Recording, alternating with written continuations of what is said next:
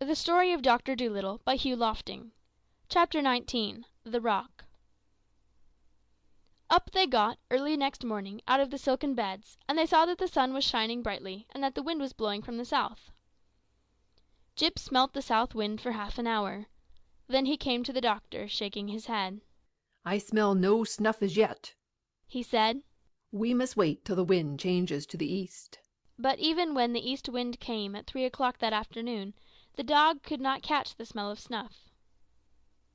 The little boy was terribly disappointed and began to cry again, saying that no one seemed to be able to find his uncle for him. But all Jip said to the doctor was, "Tell him that when the wind changes to the west, I'll find his uncle, even though he be in China, so long as he is still taking black rappee snuff." 3 days they had to wait before the west wind came. This was on a Friday morning, early, just as it was getting light. A fine rainy mist lay on the sea like a thin fog, and the wind was soft and warm and wet. As soon as Jip awoke he ran upstairs and poked his nose in the air. Then he got most frightfully excited, and rushed down again to wake the doctor up. "Doctor!" he cried. "I've got it, doctor! Doctor! Wake up! Listen! I've got it! The wind's from the west, and it smells of nothing but snuff. Come upstairs and start the ship. Quick!" So the doctor tumbled out of bed and went to the rudder to steer the ship. "Now I'll go up to the front," said Jip, "and you watch my nose. Whichever way I point it, you turn the ship the same way. The man cannot be far off, with a smell as strong as this. And the wind's all lovely and wet. Now watch me." So all that morning Jip stood in the front part of the ship, sniffing the wind and pointing the way for the doctor to steer, while all the animals and the little boy stood round with their eyes wide open, watching the dog in wonder.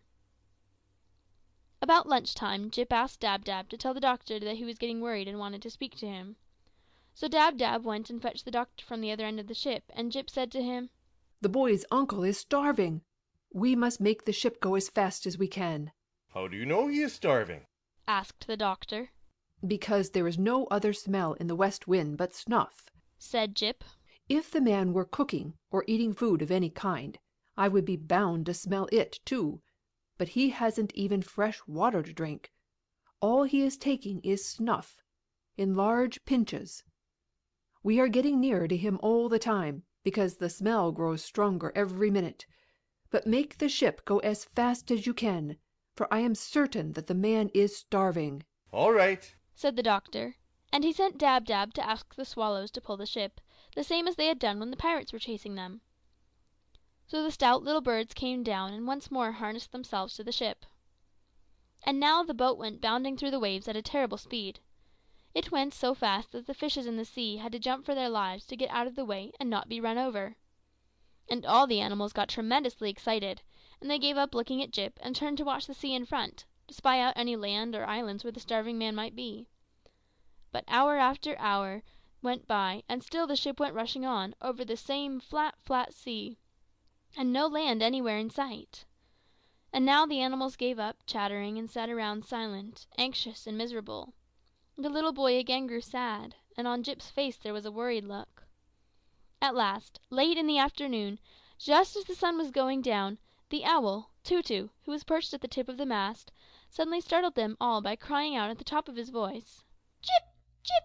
I see a great, great rock in front of us! Look! Way out there where the sky and the water meet! See the sunshine on it, like gold! Is the smell coming from there?" And Jip called back, "Yes, that's it! That is where the man is! At last! At last!" And when they got nearer they could see that the rock was very large as a big field. No trees grew on it, no grass, nothing. The great rock was as smooth and as bare as the back of a tortoise. Then the doctor sailed the ship right around the rock, but nowhere on it could a man be seen. All the animals screwed up their eyes and looked as hard as they could, and John Dolittle got a telescope from downstairs. But not one living thing could they spy, not even a gull, nor a starfish, nor a shred of seaweed. They all stood still and listened, straining their ears for every sound. But the only noise they heard was the gentle lapping of the little waves against the side of the ship. Then they all started calling, "Hello there! Hulloa!" till their voices were hoarse, but only the echo came back from the rock.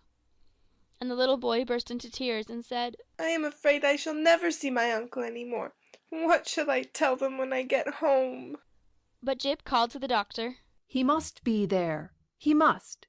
He must. The smell goes on no further. He must be there, I tell you. Sail the ship close to the rock, and let me jump out on it." So the doctor brought the ship as close as he could and let down the anchor. Then he and Jip got out of the ship and on to the rock. Jip at once put his nose down to the ground and began to run all over the place. Up and down he went, back and forth, zigzagging, twisting, doubling, and turning. And everywhere he went the doctor ran behind him, close at his heels, till he was terribly out of breath. At last Jip let out a great bark and sat down, and when the doctor came running up to him, he found the dog staring into a deep, big hole in the middle of the rock. "The boy's uncle is down there," said Jip quietly. "No wonder those silly eagles couldn't see him. It takes a dog to find a man." So the doctor got down into the hole, which seemed to be a kind of cave or tunnel, running a long way under the ground. Then he struck a match and started to make his way along the dark passage, with Jip following behind. The doctor's match soon went out, and he had to strike another and another and another.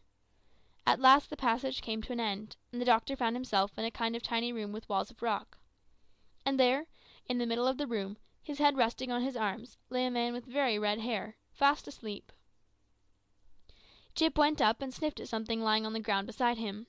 The doctor stopped and picked it up. It was an enormous snuff-box, and it was full of black rappee. Chapter 19